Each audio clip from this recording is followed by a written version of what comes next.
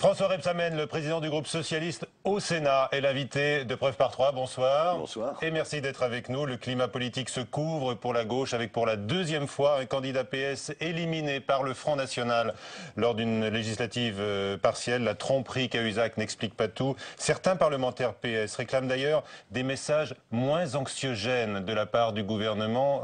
Vous nous direz quel est votre avis sur le sujet. François Rebsamen avec nous ce soir, Jean-Louis Prévost de notre partenaire, l'agence France Presse, et puis bien sûr Perrine Tarnaud de Public Sénat, émission proposée également en association avec Dailymotion. Le PS a donc perdu ses électeurs à Villeneuve-sur-Lot. Est-ce que vous savez où ils sont passés? Pour beaucoup dans l'abstention. Beaucoup sont découragés par l'impact de l'affaire Cahuzac, par le mensonge de Jérôme Cahuzac. Et donc, beaucoup sont restés chez eux. Ils sont aussi impatients, déçus. Sur fond de difficultés économiques, mais il faudrait vérifier cela dans d'autres circonstances que dans cette affaire, parce que l'impact du mensonge de Jérôme Cahuzac sur cette circonscription est certain, en tous les cas, pour les électeurs socialistes. Mais il n'explique pas tout. Non, je ne simplifie pas, ça n'explique pas tout, bien sûr. Vous savez, quand on est au pouvoir, il y a des moments difficiles, on mène une politique aujourd'hui juste, mais les gens sont inquiets, impatients, et il y a une plus forte abstention d'une partie de l'électorat de gauche. C'est vrai. Et vous ne parlez pas d'un vote sanction, néanmoins. Non, je ne pense pas. Je suis très inquiet de la poussée du Front National parce que l'UMP recule, le PS recule beaucoup. Les autres partis n'en profitent pas du tout de ce recul, et seul le FN progresse en voix. Et donc, il y a peut-être une situation particulière, mais quand ça fait la deuxième fois que ça se reproduit, moi je pense qu'on doit analyser ça sérieusement et y répondre. Et pour y répondre, je crois qu'il y a beaucoup d'éléments. J'ai fait un débat, un forum, un colloque sur la droitisation de la société française, et donc je pense que nous devons apporter des éléments de nature à rassurer l'électorat de gauche. Mais justement, lors de ce colloque organisé au Sénat avec la Fondation Jean Jaurès, vous aviez dit redouter une déflagration politique aux municipales et aux européennes. Eh bien, elle se profile bel et bien, cette déflagration? Non, ce que j'ai dit, c'est que quand il y avait des défaites idéologiques, ça entraînait des défaites électorales. Et donc là, il y a une circonstance un peu particulière, donc ça mérite d'être analysé plus profondément, plus justement, mais c'est clair qu'il faut faire attention à cette montée d'une forme de populisme qui existe aujourd'hui et qui est portée par le Front National. Je pense que l'UMP ferait bien d'y réfléchir aussi, à deux fois, sauf à se faire manger de l'intérieur. Parce que la jonction idéologique a été faite en 2010 avec la campagne, les propos de Nicolas Sarkozy. Et cela a continué avec ce qu'on appelle pardon, la droite populaire, ou la droite forte, je ne sais plus comment elle s'appelle. En tous les cas, les propos de M. Peltier font la jonction idéologique avec le Front National. Ça profite au Front National avant de profiter à l'UMP. Mais est-ce que le Front républicain, d'ailleurs, auquel le PS a appelé sans hésiter, ne risque pas de renforcer Marine Le Pen dans ses critiques de ce qu'elle appelle l'UMPS? Parce qu'elle, elle ne fait pas la différence. C'est vrai qu'il faut expliquer pourquoi nous devons faire barrage au Front National dans cette élection. Il est vrai que, en raison, c'est ce que je disais, de la jonction idéologique qui a été faite, il y a beaucoup d'électeurs de gauche qui aujourd'hui ne veulent pas voter UMP au deuxième tour. Et donc il y a là un danger. Et moi j'appelle fortement à tout faire pour que le Front National ne gagne pas cette circonscription. Alors vous parlez de jonction idéologique entre la droite et l'extrême droite, François Rebsamen. Mais quand on écoute Marine Le Pen, eh bien, elle fustige la politique libérale. Elle critique l'austérité imposée par Bruxelles. Et c'est ce que dit aussi la gauche du PS. Oui, il y a sur certains points, et dans le recentrage de Marine Le Pen, qui on le voit a laissé, ce qui l'arrange d'ailleurs bien, de la marge à des groupes d'extrême droite qui se réclament ouvertement du nazisme pour certains, eh bien on a laissé cela, et Marine Le Pen parle de l'Europe et des difficultés de l'Europe. Donc il faut que ceux qui considèrent que la politique, comme François Hollande aujourd'hui, menée en Europe n'est pas satisfaisante, qu'il faut retrouver les voies de la croissance, doivent se faire entendre. Oui, bien sûr, mais l'Europe n'est pas la seule responsable. C'est pas l'Europe en tant que telle. C'est les politiques ultralibérales, et c'est surtout cette politique d'austérité qui est menée par l'Union européenne et par certains commissaires européens. On vient encore de le voir à propos de l'exception culturelle. C'est pas la politique que suit la France? Mais la France, elle suit sa propre politique. Simplement, elle sait qu'il faut... Dans le cadre du pacte de stabilité Oui. auquel s'est rallié François Hollande. Et Oui, ça aussi, on le mais reproche beaucoup à la gauche du PS. Oui, mais il a mis le volet, il a mis un volet croissance, vous le savez, de 120 milliards d'euros, qui sont d'ailleurs pas tous mobilisés au jour d'aujourd'hui. Et donc, moi, j'espère que dans le prochain sommet européen, la voix que porte François Hollande, mais qui n'est pas seul, sur la croissance, va commencer à se faire entendre.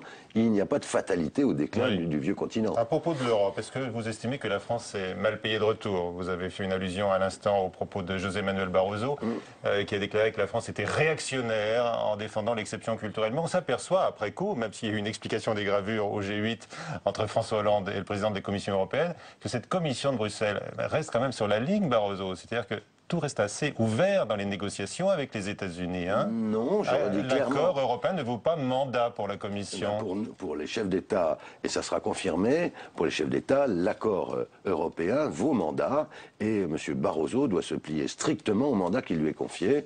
Quant aux propos que tient M. Barroso, ils sont inacceptables pour notre pays. Il a visé plus généralement les artistes, etc.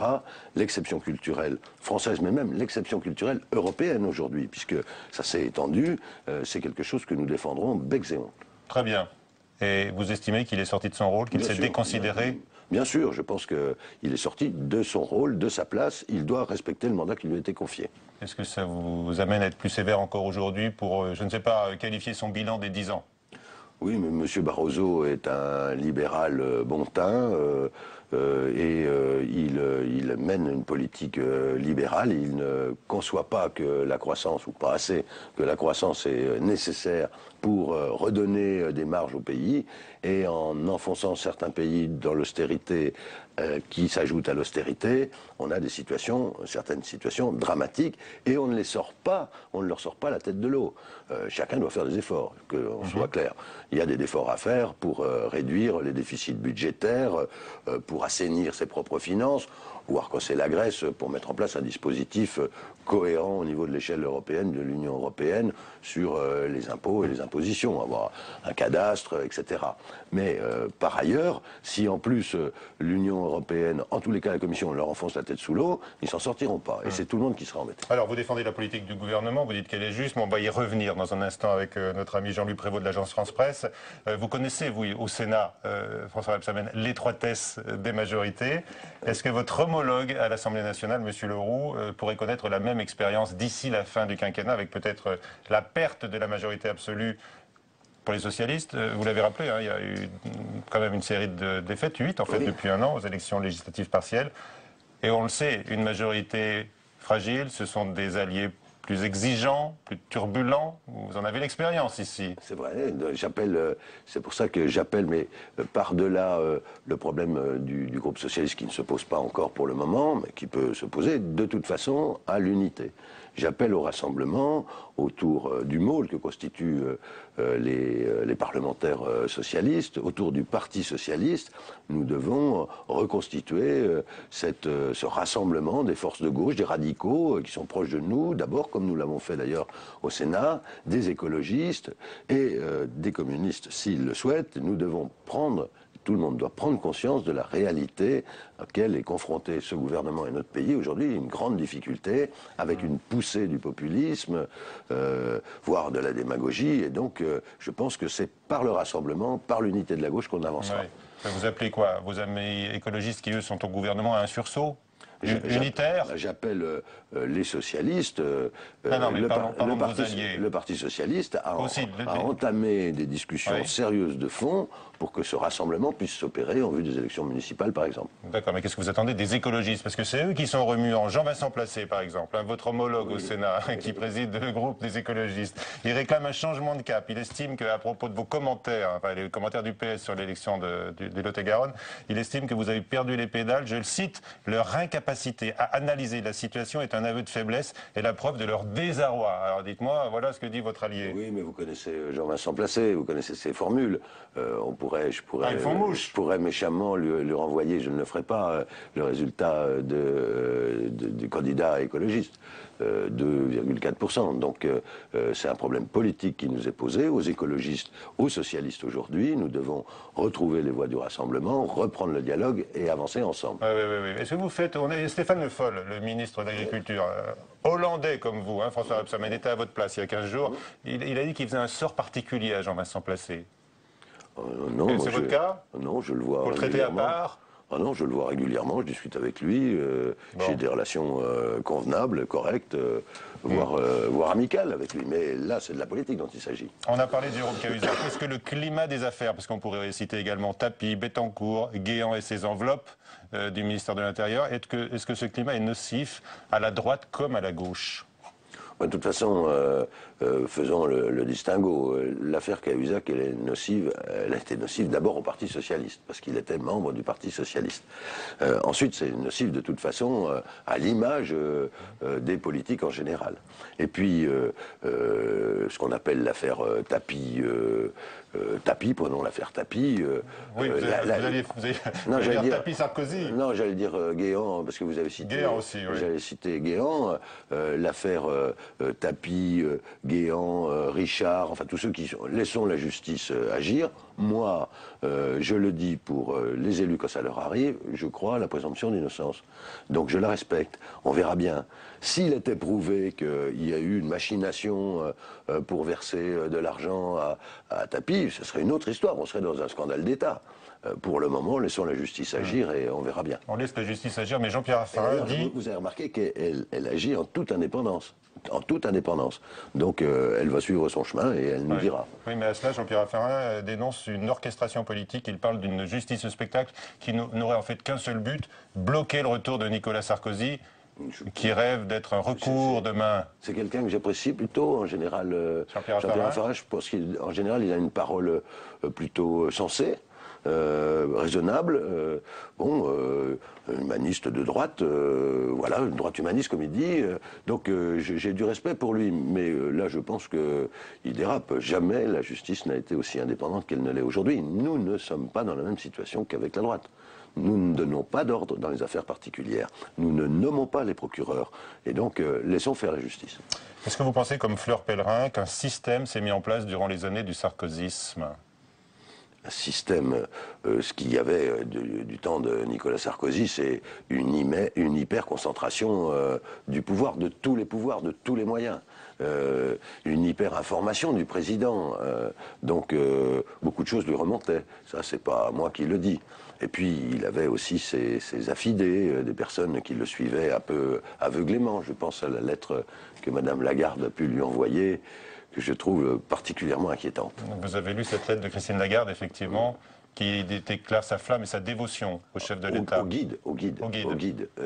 C'est des propos que j'imagine mal tenir au Parti Socialiste. Le guide, je laisse ça à d'autres. Alors peut-être que ça ferait plaisir à François Hollande de recevoir ce genre de courrier de certains de ses ministres. Non, je crois pas. C'est pas du tout le genre. Ah, non, c'est pas du tout le genre. Non, ça le ferait rire peut-être. Non, je pense que ça l'attristerait. L'attristerait. Allez, on va maintenant parler de la marche de l'exécutif, de la ligne politique que vous allez défendre, même si les réformes et les messages sont anxiogènes, selon certains parlementaires socialistes, avec donc Jean-Louis Prévost de l'agence France-Presse qui nous rejoint juste après ce reportage de Mounir Soussi. François Hollande, comme Jean-Marc Ayrault, vous l'avez vu, semblent avoir enrayé leur chute dans les sondages. Attention, un petit rebond, pas encore l'espoir que le plus dur est passé. Plus 1% dans la dernière enquête LH2 Le Nouvel Obs, idem dans le baromètre BVA Le Parisien. Depuis 3 semaines, François Hollande enraye sa chute dans les sondages, une embellie principalement due à une meilleure visibilité de sa ligne politique. Les Français ont le sentiment que François Hollande est plus clair dans ce qu'il veut faire, et plus volontaire aussi, et en même temps qu'il est plus présent. Le président de la République a multiplié avec plus ou moins de succès les prises de parole et les interventions en direct. Conférences de presse, émissions ou réactions à chaud, François Hollande s'expose. À Matignon, le Premier ministre bénéficie aussi de ce frémissement, en partie grâce à la diminution des couacs au sein de son équipe. Et les dernières annonces, les dernières réformes, les derniers engagements de François Hollande ont souvent été annoncés à travers lui. Et on voit bien que Matignon, dans l'élaboration de la politique, a repris du poids. Les unes offensives de la presse qui ont rythmé la première année de mandat sont de moins en moins d'actualité, peut-être la fin d'un cycle, mais pour l'opposition, fin de la chute ne veut pas forcément dire remontée. Quand on est à -2 et qu'on passe à -1, c'est pas un rebond. Il est sous l'eau avec un tuba simplement. Alors le tuba marche quelques semaines ou quelques jours, mais ça va tellement mal. Et les résultats aux élections le prouvent. 8 élections d'affilée, 8 perdues, dont 4 sans la présence du PS au deuxième tour. Avec 32% d'opinion favorable en moyenne, François Hollande repart de très bas. Mais son flegme, qui irrite aujourd'hui ses adversaires, pourrait payer à long terme. C'est l'avis optimiste de cet observateur. Il a une attitude par rapport à sa propre impopularité, par rapport aux mauvais sondages, par rapport aux mauvais papiers, qui est une attitude extraordinairement zen. On a le sentiment que qu'il en a conscience, qu'il ne l'occulte pas, mais que ça ne l'atteint pas tellement. Ce qui le touche directement, c'est les mauvais indicateurs économiques. Tant que la courbe du chômage ne s'inversera pas, celle de sa popularité restera dans les profondeurs. Voilà, François Rebsamen, Jean-Louis Prévost de l'agence France Presse est avec nous. Bonsoir Jean-Louis. Bonsoir. Vos questions au président du groupe socialiste au Sénat.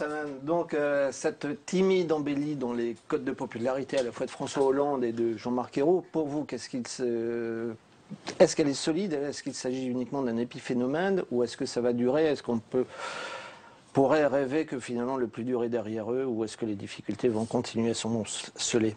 Les difficultés vont continuer. La situation économique est grave et donc François Hollande le dit lui-même, tant que nous n'aurons pas retrouvé le chemin d'un développement durable, d'une croissance améliorée, lutter, diminuer le chômage, il ne faut pas penser à une embellie. Par contre, une stabilisation, une certaine remontée dans les sondages que l'on constate aujourd'hui, j'en suis très heureux, correspondent à mon avis au fait que le président de la République a expliqué le cap qu'il a donné. Il a commencé à raconter, il doit continuer, il a commencé à raconter l'histoire de France, à savoir dans quel état il a trouvé le pays, qu'est-ce qu'il a fait pendant la première année, l'an 1, qu'est-ce qu'il va faire pendant la deuxième année et où on va. Je pense que ça a, en tous les cas, rassuré sur sa capacité à faire face à la situation économique.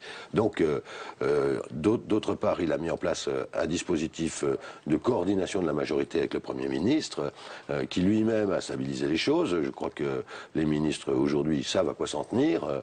Ils sont ministres de leur ministère et ils évitent de s'exprimer sur tout sujet à tout moment. Donc les choses vont mieux de ce côté-là. Mais pour autant, l'embellie, vous savez, il le pressentait. Dans la situation économique, il n'y a pas de dirigeants aujourd'hui qui connaissent une embellie. Voilà.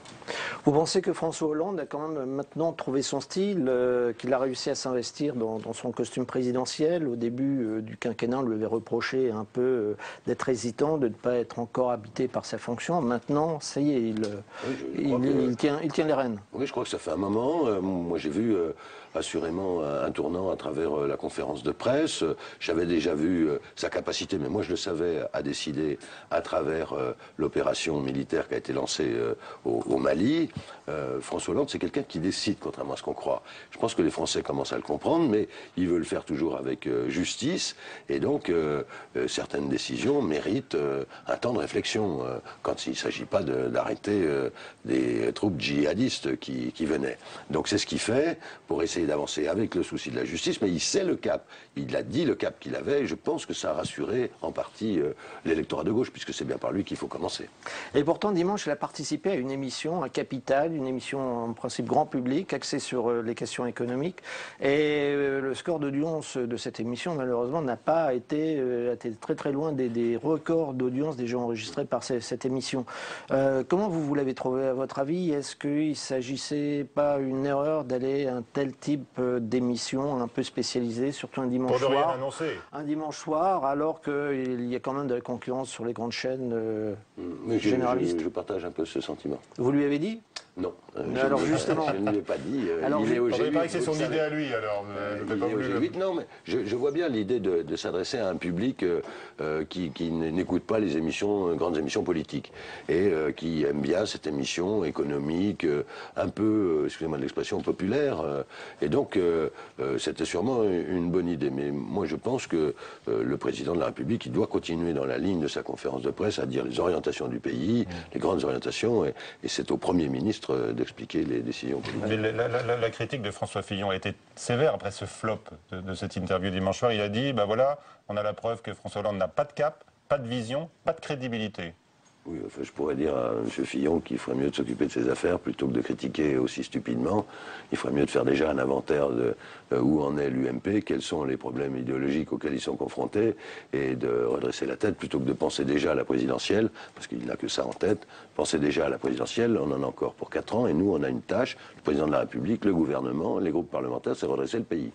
Alors pour en revenir au sondage, quand on les examine de près, bon, on constate quand même une consolidation de la position de l'exécutif à gauche, surtout au Parti socialiste. Et en revanche, quand on examine au niveau des catégories socio-professionnelles, on se rend compte que les 18-25 ans, qui portent quand même l'avenir du pays, eux, leur cote, ils ne sont pas là. Ils sont pas là. Ils sont pas là parce que... Ils sont pas là. Justement, il y a une désaffection et ce sont eux qui souffrent les premiers du chômage. C'est vrai. Alors, est-ce que la promesse de François Hollande de redresser la courbe de l'emploi d'ici la fin de l'année va être suffisante pour attirer à nouveau tous ces jeunes vers la politique et vers il faut redonner la espoir chose publique. bien sûr, il faut redonner espoir à cette jeunesse. Là, c'est le Parti socialiste, mais ils n'ont pas plus d'attirance pour l'UMP. Ils sont à part, ils ont beaucoup d'inquiétudes sur leur avenir. Bien sûr, pas tous les jeunes, heureusement, mais notamment ceux qui sont aujourd'hui sans formation, qui habitent dans les quartiers, qui ont des difficultés à être reconnus, embauchés, etc. Donc, tant qu'on n'aura pas redonné confiance à nos chefs d'entreprise, à l'économie, c'est l'économie qu'il faut faire repartir. Elle repartira par la confiance, par des signes, pas uniquement, j'ai dit un jour, entrepreneur, je vous aime, mais donnons les preuves. Elles ont été faites, ça a été fait avec le crédit d'impôt. Il faut redonner la confiance, il faut une stratégie sur long terme, sur une politique de l'offre qui paiera par la création d'emplois pour les plus jeunes. Mais vous avez raison, les jeunes aujourd'hui, il faut leur garantir que leur vie, elle va être, comme le disait Hollande, meilleure que celle de leurs parents. Pour ça, il faut les remettre au travail, il faut leur proposer du travail. Vous partagez l'avis des députés socialistes, ils sont nombreux, ils se sont réunis aujourd'hui, ils disent qu'il faut arrêter avec les messages anxiogènes du gouvernement sur les retraites, sur les allocations familiales. Alors, parlons... il faut des mesures pour la population. Des retraites. Je pense que tout le monde a conscience aujourd'hui qu'il y a un problème pour assurer la pérennité des retraites à l'horizon 2020-2025. Le problème, il n'est pas cette année, il est à l'horizon 2020-2025. Donc il faut, je crois, apporter des réponses. Parce que quand on apporte des réponses, on lève ce côté anxiogène. Il y a une conférence sociale qui va s'ouvrir jeudi. Les partenaires sociaux, parce que c'est la marque de fabrique du gouvernement héros, c'est le dialogue social. Donc on va écouter ce que les partenaires sociaux ont à dire. On le sait déjà. Hein. Le gouvernement, ils font des propositions souvent dans ces réunions, par-delà les grandes déclarations vous avez publiques. dit il y a un instant, les réformes se font dans la justice. Oui. Mais quand on n'aligne pas les régimes du public sur le privé, quand on ne touche pas aux régimes spéciaux, et qui représentent le tiers du déficit à l'horizon que vous indiquez 2020, est-ce qu'on peut dire qu'il y a justice ? Ben, écoutez, vous ne connaissez pas les propositions qui seront faites le moment venu. Donc aujourd'hui, j'entends, il faut faire ci, il faut aller plus loin, il faut aller plus loin dans la réforme. Nous, on a posé des principes de base au Parti socialiste avant, on les maintient aujourd'hui, et donc le principe de base, c'est qu'au fur et à mesure de l'allongement de la durée de la vie, eh bien, la durée de cotisation doit effectivement augmenter. Après, on verra quelles sont les propositions des partenaires sociaux. Et à côté de François Hollande, est-ce que Jean-Marc Ayrault aussi, qu'on disait un peu faible, est-ce qu'il a trouvé son rythme de croisière aussi maintenant ? Je crois, moi je le rencontre souvent, je le vois, j'ai des réunions avec lui, c'est le chef du gouvernement. Je crois qu'il s'est imposé par les déclarations du président de la République. Il est le chef du gouvernement, il est respecté par les autres ministres. J'ai des réunions avec le Premier ministre et d'autres ministres, je vois comment cela se passe maintenant. C'est mieux. Alors sur le projet de loi qui a créé les métropoles, qui était finalement voté ici au Sénat, Jean-Marc Ayrault avait mis toute son autorité sur la création de la métropole de Marseille. Mais en revanche, le texte a connu un échec véritablement cuisant sur Paris. Alors, est-ce que Paris va finalement être la seule grande ville de France à ne pas être métropole ? Ce que vous avez dit, c'est exactement mot à mot ce que j'ai dit et ce que d'autres ont dit aux élus parisiens en responsabilité. Paris Métropole et Paris Petite Couronne. Donc je ne désespère pas, je pense qu'il va y avoir un sursaut et des propositions qui seront faites pour organiser la métropolisation. Et des propositions de qui? Du gouvernement et de Jean-Marc Ayrault ou alors des élus? Elles vont être prises par le gouvernement, elles sont en ce moment étudiées par les élus et formulées par les élus eux-mêmes. C'est mieux, vous savez, pour avancer quand ce sont les élus eux-mêmes qui font les propositions. Et donc, vraiment parce qu'on a l'impression là que ce sont les élus et leur corporatisme, franchement, qui représentent tous les échelons administratifs du pays, qui empêchent toute réforme de la décentralisation. Mais regardez, sur Marseille, regardez toute réforme de l'État. Mais c'est toute réforme de l'État. La réforme de l'État, c'est un autre sujet. Mais regardez sur Marseille. Mais c'est bloqué. La réforme. Les élus socialistes sont avec les élus UMP, tous contre Gaudin. La réforme a été votée. Ici au Sénat. Regardez Lyon, la réforme a été adoptée. C'est la première exception, parce que là, les élus se sont entendus sur place. C'est quand même mieux, c'est quand même mieux. Avec Gérard Collomb et Michel Mercier. Et là, c'est mieux quand ça se passe comme ça. Et là, sur Paris Métropole, eh bien, il va y avoir des propositions. Moi, je n'imagine pas qu'on sorte un texte et que seul Paris Métropole, les départements de la Couronne, soient dans l'incapacité de faire au moins ce qui a été fait pour Marseille, quand même. Alors, à côté des ministres, il y a aussi leur cabinet. Et aujourd'hui, le journal Le Monde nous apprend que beaucoup de députés, notamment des députés socialistes, les critiquent fortement, les accusent d'être des technocrates, accusés de la réalité. Les sénateurs socialistes, est-ce qu'ils pensent la même chose? C'est quand même... Ce Prévost, c'est quand même une sorte de marronnier. Vous savez, les parlementaires, là, c'est les parlementaires de gauche. Ils râlent toujours après les cabinets ministériels. Pas tous, il paraît qu'il y en a qui sont mieux que d'autres. Je ne vous dirai pas lesquels. Mais c'est quand même une habitude. Il y a sûrement... beaucoup de technocratie, il en faut, mais c'est bien quand il y a du politique auprès des ministres. À propos des pressions, justement, il y a des fonctionnaires qui ont raconté toujours dans Le Monde, hein, Jean-Louis, avoir subi des pressions dans l'affaire Tapie, justement, pour opter contre leur gré en faveur de l'arbitrage. Vous-même, François Rebsamen, vous aviez été accusé par la droite de vouloir un peu noyauter l'État au début du quinquennat. Vous vous souvenez des accusations portées contre vous? Bien sûr. Vous avez envie de répondre aujourd'hui sur cette affaire-là, des fonctionnaires? Mais moi, les fonctionnaires, je les respecte. Je considère qu'il y a un certain nombre de nominations qui ont été faites durant ces 10 années qui rompaient cette grande tradition de la fonction publique française qui était que c'était au mérite qu'on accédait au plus haut poste. Or, avec Nicolas Sarkozy, surtout, beaucoup de nominations ont été faites uniquement sur des critères politiques. Et c'est cela que je dénonçais, c'est là que je dénonçais. Pour le reste, la fonction publique française, je crois qu'on peut en être fier. Dernière question, Jean-Louis. François Hollande a toujours une carte dans sa manche, c'est le remaniement gouvernemental. Est-ce que vous croyez qu'il serait opportun de la jouer d'ici l'été ou à la rentrée? Écoutez, ça ne dépend que du président de la République. Donc c'est à lui qu'il faut poser la question. Mais je crois que si les choses continuent comme ça, dans l'ordre et en avançant bien, pas de raison de changer le gouvernement. Vous avez parlé des écologistes tout à l'heure. Vous n'avez pas dit que vous critiquiez cette méthode des écolos qui participent au gouvernement sans le soutenir? Non, ils ont voté les textes essentiels au niveau budgétaire. Ce que j'appelle tout le monde, c'est à faire bloc quand on voit la montée du Front National. Merci Jean-Louis Prévost. Perrine Tarnot de Public Sénat arrive. Maintenant, leur cumul oblige. François Rebsamen, vous êtes candidat à votre succession, bien sûr, à la mairie de Dijon, mais vous veillez aussi à l'avenir du Sénat de gauche. Et si la réforme du mode de scrutin des sénateurs, qui va être votée instamment au Sénat, toujours en débat à l'heure où nous parlons, visait à remporter une victoire sur tapis vert, c'est en tout cas l'accusation de l'UMP. Jérôme Rabier. Il y a 2 ans, la gauche s'emparait de la forteresse jusque-là imprenable du Sénat. Désormais au pouvoir, pas question d'abandonner la présidence de la Haute Assemblée à une opposition qui y trouverait une tribune idéale pour s'exprimer. Alors, à 1 an du renouvellement de la moitié de l'hémicycle, la réforme du mode de scrutin sénatorial est une véritable provocation pour la droite. Ils essayent par tout moyen de garder le Sénat. La vraie réponse, ce sera au moment des élections municipales. Vous savez, c'est pas en bricolant les systèmes électoraux qu'on s'assure la victoire. Au fait, le vrai sujet, c'est est-ce qu'on répond aux préoccupations des Français. L'argument à gauche, c'est un nécessaire rééquilibrage du poids des grandes et moyennes communes au détriment des petites qui sont pour l'instant surreprésentées. Et avec la mise en place de la proportionnelle dès la présence de 3 sénateurs dans un département contre 4 actuellement, c'est la parité qui devrait progresser. Mais à droite, on a fait les calculs et ce changement renforcerait la gauche.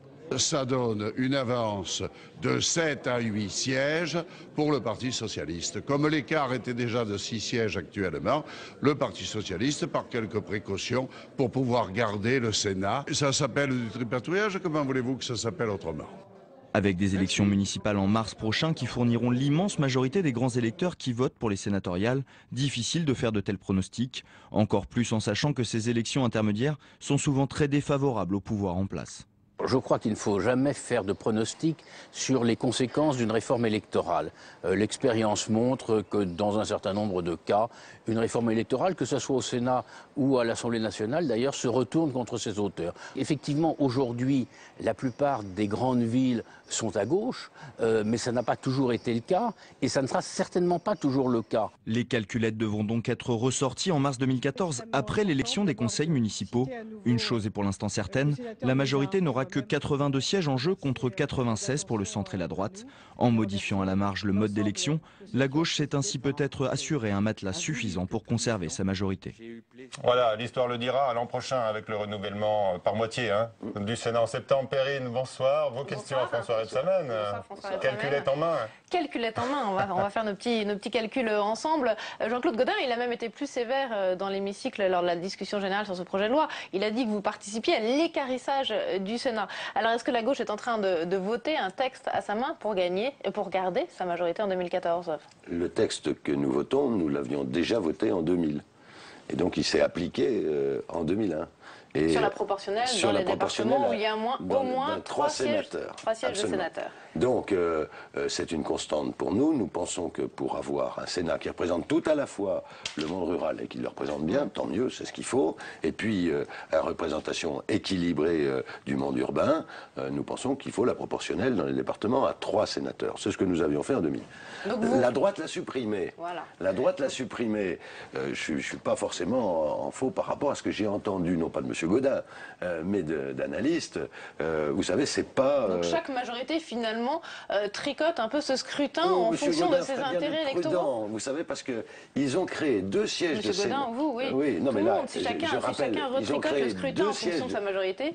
Ils ont créé 2 sièges de sénateurs, ça s'est toujours fait, pour des petites îles où il y a très peu de grands électeurs. Il y a donc un sénateur de Saint-Barthélemy et un sénateur de Saint-Martin. C'était pas innocent, ce sont 2 sénateurs UMP. Bon, voilà, nous on a un principe, la proportionnelle dans les départements à 3, on l'avait mis, ils l'ont supprimé, on le remet. Pour autant, avec leur scrutin tel qu'ils le voulaient, ils ont perdu le Sénat. C'est pas dit qu'on le gagne avec celui-là. C'est parce que nous, on est conforme à nos convictions. Sur la calculette, on a vu Jean-Claude Gaudin dans le sujet qui dit qu'avec ce mode de scrutin, tel que si le texte est voté ce soir au Sénat, vous devriez gagner entre 7 et 20 sièges de sénateurs. Est-ce que vous êtes d'accord avec ce pronostic ? 8 sièges, il dit 7 oui, 20, c'est beaucoup. Mais ça ferait 20 de majorité, avec les 6 actuels. Bon, là, il est dans l'explication politique. Je lui ai répondu au Sénat dans le débat politique. Mais la vérité, c'est qu'aujourd'hui, personne ne peut faire de pronostic sur les élections sénatoriales pour une raison bien simple, c'est que ce sont les élections municipales qui vont déterminer le corps électoral. Et de ces élections municipales, on pourra dès le lendemain avoir... là, on pourra sortir les calculettes. Il y aura une projection, là. Une tendance, on saura ce qui se passe. C'est pas la même chose si la droite perd une grande ville ou la gauche perd des grandes villes, des villes moyennes. Vous connaissez bien votre électorat, François Rebsamen. Oui, non, mais je ne vais pas prendre de département, je stigmatise. Je sais pas, c'est dans la ville de Dijon. Oui, si ce qui est possible, le département de la Côte d'Or. Ce qui est possible, si on perd Dijon, est extrêmement difficile d'avoir un sénateur demain, a fortiori 2. On en a 2 aujourd'hui. Donc si on gagne des villes, on peut en avoir 2. Si on en perd, on peut en avoir qu'un. Et si on perd tout, on en aura 0. Donc le résultat de la victoire au Sénat, qui a été retardé par le mode de scrutin qu'avait mis en place la droite, ça a été le résultat d'une longue progression, ou d'une lente progression, des socialiste dans les villes, dans les départements et dans les régions. Donc on remet en jeu les élections municipales l'année prochaine, elles auront des conséquences sur le Sénat, oui. Mais toujours est-il que ce scrutin reste complètement incompréhensible pour le commun des mortels. Oui, Est-ce que ça reste une anomalie démocratique? Non, Lionel Jospin n'avait pas dit que le Sénat était... Le mode d'élection avait été critiqué. Le mode d'élection oui, qui ne permettait pas... pour le citoyen. Mais oui, mais c'est une réforme qu'a voulu le général de Gaulle. C'est dans la Constitution. On est dans une république bicamérale, donc on a 2 chambres. Donc à partir du moment où on a le bicamérisme, on a un Sénat. Il n'est pas élu comme les députés. On n'est pas élu comme les députés. Et on est élu par des grands électeurs, c'est-à-dire par des élus. Et donc, après, si... Pas que d'ailleurs. Essentiellement. Des délégués quand même, qui sont plus nombreux, donc des apparatchiks qui sont un peu plus nombreux. J'aime pas cette formule, par exemple, vous voyez à Dijon, on choisit, pour compléter notre corps électoral, mais qui représente un minimum, on choisit des citoyens. Et donc ce sont des citoyens qui viennent voter. La moralisation de la vie publique maintenant, la partielle de Villeneuve-sur-Lot a relancé le débat chez certains parlementaires de votre majorité sur une transparence un peu plus importante que la version édulcorée qui est présentée devant les députés cette semaine. Est-ce que vous êtes favorable à certains amendements en faveur de la publication des patrimoines des parlementaires? C'est une bonne question. Moi je vais reprendre le texte, je vais voir ce qui revient de l'Assemblée, on va voir. Moi, je pense, mon sentiment, c'est que les socialistes, ils ont le chic pour faire apparaître une grande avancée, peut-être un des systèmes qui va être mis en place de transparence, les meilleurs d'Europe, comme une petite chose, alors que... parce qu'il y a eu des grandes déclarations, notamment du président de la République, à l'Élysée, et puis le sentiment, effectivement, d'un certain recul du gouvernement devant la pression des parlementaires. Le président de la République, il donne les orientations, il veut de la transparence. Il veut la transparence. Ah oui, mais il finit par s'incliner dans les barons socialistes. Mais il ne s'incline pas devant les barons socialistes. C'est les troupes qui suivent pas, quand même. Mais non, mais il y a un Parlement, et le Parlement, il légifère librement. Il tient compte des grandes orientations du président. Nous ne voulons pas confondre voyeurisme et transparence. Beaucoup d'élus ne voyaient pas la raison, ne voulaient pas être stigmatisés par l'affaire Cahuzac. Ils veulent qu'il y ait un contrôle réel, efficace. Ils veulent que les citoyens puissent être informés. Je le dis, ils pourront aller consulter dans les préfectures le patrimoine de tous leurs élus. Et il y a une interdiction de publication, parce qu'il faut un peu de décence sur la vie privée, mais pour le reste, s'il y a une anomalie qui est constatée, je dois bien le dire, le citoyen peut saisir la haute autorité et la faire part en justice. Donc, vous voyez ces avancées... Donc ça n'empêchera pas le voyeurisme, alors? Si, parce que le voyeurisme... Entre soi. Le voyeurisme... Pour soi. Le voyeurisme, non. Le voyeurisme, c'est de répandre sur la place publique tout ce qui concerne, y compris des parts de vie privée. Vous pouvez les consulter en préfecture, la déclaration de patrimoine d'un élu et la tweeter. Ah non, ça serait interdit. Oui, enfin, je suis assez d'accord avec vous. On verra ce qui se passera avec Internet et compagnie. Je pense que ça va être plus compliqué que ça à contrôler. Donc, une grande avancée sur la transparence qui va faire de la France un des pays les plus en avance en matière de transparence des élus. Grande avancée, grande avancée. Je ne sais pas, parce que je trouve quand même que la classe politique donne le sentiment de se protéger elle-même. Finalement, il ne va pas y avoir... plus que les journalistes. Mais attendez, on parle des politiques. Il ne va pas y avoir de limitation, par exemple. On ne va pas rendre compte de notre patrimoine. Il ne va pas, par exemple, y avoir de limitation entre le cumul d'un mandat parlementaire et d'une profession extérieure. Notamment, on a beaucoup parlé des avocats. Il ne va pas y avoir non plus de plafonnement des rémunérations quand un parlementaire exerce une activité extérieure. On pourrait citer encore vos amis écologistes. Alors là, ils sont tombés de l'armoire quand ils ont vu la réforme au final qu'allait produire finalement l'Élysée. En tel retrait par rapport aux annonces. Au contraire, c'est pour moi une grande avancée, je voudrais le redire ici, c'est une grande avancée et il y aura des amendements, on verra ce qui va venir et ce qu'on va faire nous au Sénat. Moi, je suis favorable à l'orientation du président de la République, à la transparence de la vie publique des élus. Et vous savez, je ne confonds pas cette forme de voyeurisme avec la transparence. La transparence, c'est que tout le monde puisse être informé, consulté. Voilà. Très bien. Menu dense pour la session extraordinaire du Parlement qui va commencer le 1er juillet jusqu'au 26 juillet. En revanche, le gouvernement a demandé aux parlementaires de rentrer à partir du 3 septembre. Les députés, notamment la majorité, ont refusé. Ils préfèrent le 9 septembre. 5 semaines de vacances, ça ne suffisait pas? Vous voyez le travail que l'on fait. Donc ça nécessitait 6 semaines de vacances, et pas 5 semaines? Vous savez, le 3 septembre, c'est la rentrée scolaire. Or, cette rentrée scolaire, elle a quelque chose d'extraordinaire, c'est qu'elle est faite avec les nouvelles conditions que la gauche a mis en place, à savoir la création de postes, la réforme des rythmes scolaires, et donc il est important que les parlementaires puissent être... Qui sont aussi des cumulards, souvent des maires, etc., soient présents sur le terrain, c'est ça ? Puissent être dans leur circonscription, pour voir comment se passe, par exemple moi dans ma ville de Dijon, la mise en place des nouveaux rythmes scolaires, puisque nous avons mis 4 jours et demi.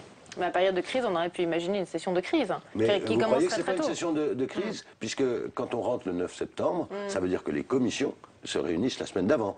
Le fonctionnement, c'est pas vous que je vais l'apprendre, le fonctionnement de l'Assemblée et du Sénat, le 3 septembre. Donc la reprise est le 3 septembre, en séance plénière le 9, et examen des textes dès le 3. On a beaucoup suivi votre combat contre la limitation du cumul des mandats. Est-ce que vous pensez que ce texte va arriver devant le Sénat avant la fin de la session de l'été ?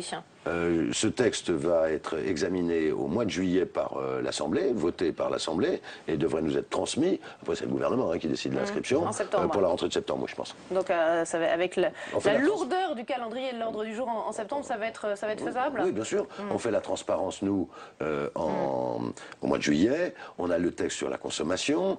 Donc, on n'arrête pas de travailler. Est-ce que vous pensez avoir sauvé l'essentiel, François Rebsamen, en renvoyant à la fin du quinquennat, et donc peut-être après la fin du quinquennat, l'application concrète de la fin du cumul? Mais j'ai pas changé de position. Oui. Les députés, je pense que c'est juste qu'il y ait une limitation du cumul. Je sais qu'ils n'aiment pas que je dise ça, mais c'est comme ça. Je pense que nous, on est élus par des maires, et qu'il n'est pas anormal, j'ai toujours dit ça, et donc je vais voir ce qui va venir de l'Assemblée, il n'est pas anormal quand on est maire qu'on puisse être sénateur, voilà, c'est assez simple.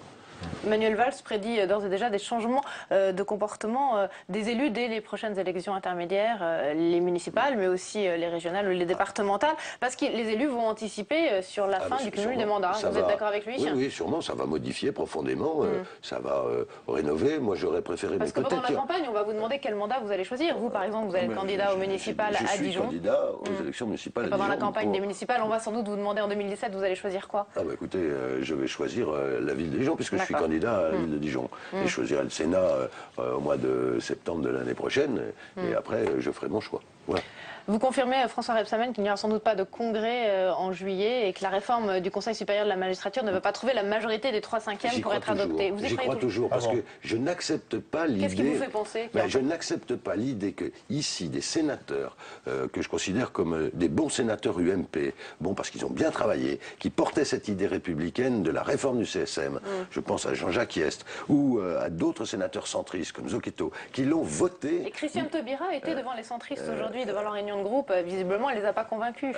Au groupe ici. Oui, mais ici. On va les mettre, et c'est le débat politique qui le fait au Sénat, devant les contradictions. Comment ont-ils pu voter cela il y a 4 ans ou il y a 10 ans et le refuser aujourd'hui, sinon pour des raisons politiciennes? Je ne désespère pas que nous y arrivons. Très bien, merci à vous, merci François Rebsamen. Merci. Merci Perrine, bonsoir à tous et à très vite.